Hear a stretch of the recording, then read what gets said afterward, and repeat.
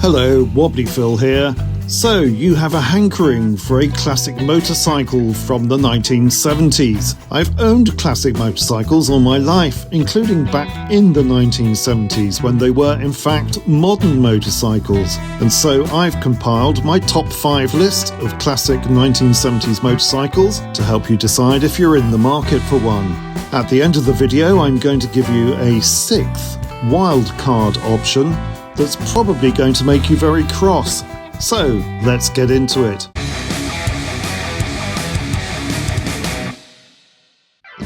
Please do hit me up in the comments section if you disagree or have any alternative suggestions. Also, these are only Japanese and European machines. My experience with American motorcycles has been practically zero. I know that might disappoint my friends from across the pond, but I didn't want to pontificate like that bloke you meet in a bar on things whereof I have little knowledge. Also, I'm well aware that geezers like me are in, let's say, their autumn years now, so the bikes we gaze back on with fondness and affection look as antiquarian to the next generation coming along as some of the bikes I see from the immediate post-World War II years, although who would not want to own a Vincent Black Lightning?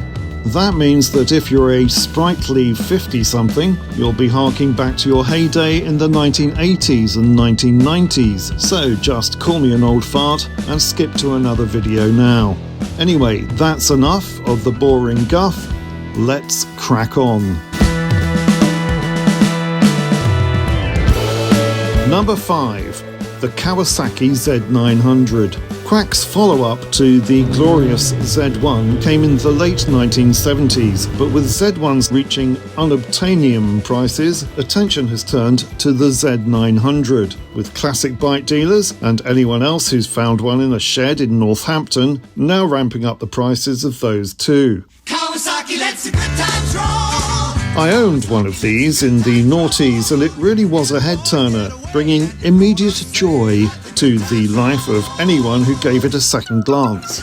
Only problem was, it brought little joy to me, its owner, as it had been rebought by someone with about as much mechanical know-how Good?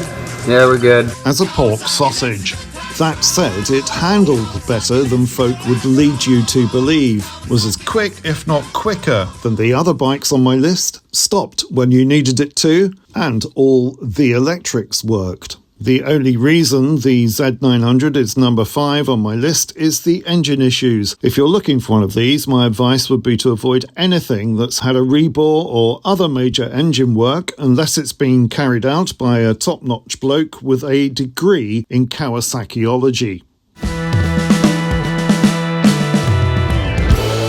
Number 4. The Honda 404. I've had 2 of these baby brothers of the CB750, and they were both as reliable as a Swiss watch. No mechanical issues, just get on, press the starter, and off you go. Quick for their size, a magnificent 4-cylinder whine,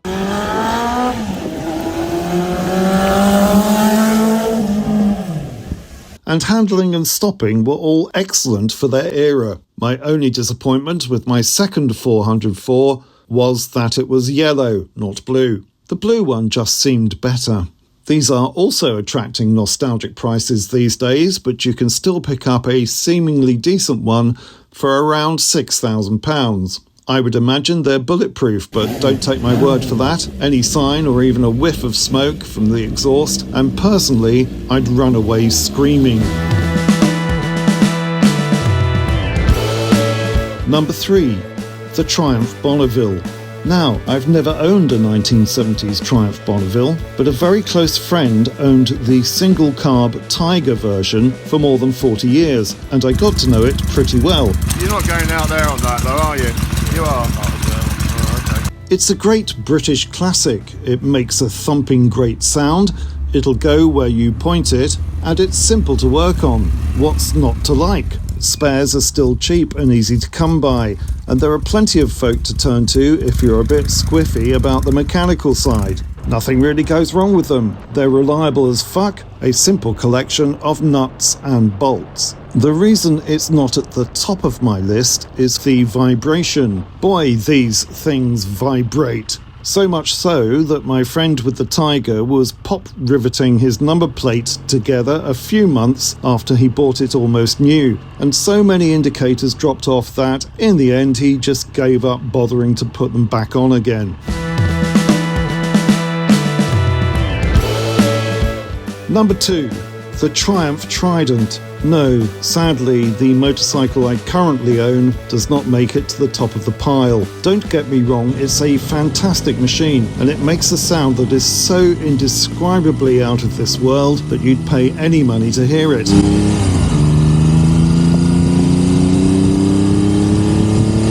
But with 50% more cylinders, the Trident is inevitably 50% more complicated. Just getting to the middle spark plug is a chore, and keeping 3 ancient Amel carburetors balanced so that the thing will start and run is beyond my skill set, to be honest. I know, I must try harder. It really does feel like a Bonville and a half, but you also feel it's more of a modern bike than the Bonville. It loves to be revved, it's heavier, but somehow it feels more planted than the Bonnie, which is perhaps to do with the lack of bone-rattling vibration. Plus it's got indicators, and mine even has an electric start, being the T160 version, which was one of the last off the production line.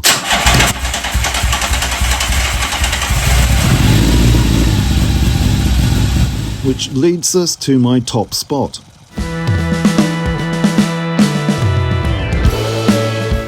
Number 1. The Norton Commando.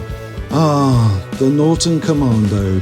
I owned one for 15 years and still regret having to sell it when the 2008 financial crash happened.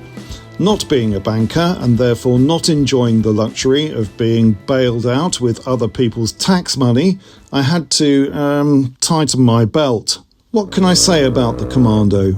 I had the Mikuni single carb conversion, which seemed to help with the starting, but I know it won't appeal to purists. You also need to keep an eye on the isolastic suspension, which works well if it's set up right. But because of the rubber-mounted engine, it's so much smoother than the Bonville, on a par with the Trident, I'd say. The torque is great, the bike will never get you into trouble on those tricky twisties. The handling is superb, it's light, it sounds amazing.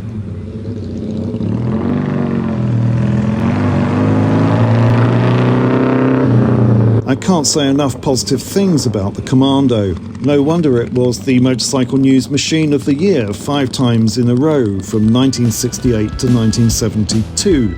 So those are my top 5 classic 1970s motorcycles.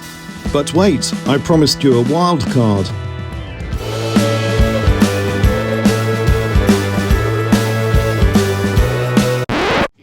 And the surprise is, my wild card isn't even a motorcycle. Nope, it's a scooter. So bear with me, no shouting, no throwing banana skins at the screen. One of my first two-wheelers was a Lambretta GP200. I've owned 2 actually, but the first was, to my 17-year-old mind, a rocket ship. Yes, I'd get teased by my mates on their silly Suzuki 185s along the lines of, "You wouldn't get me on one of those things," and "Ooh, tiddly wheels, no thanks."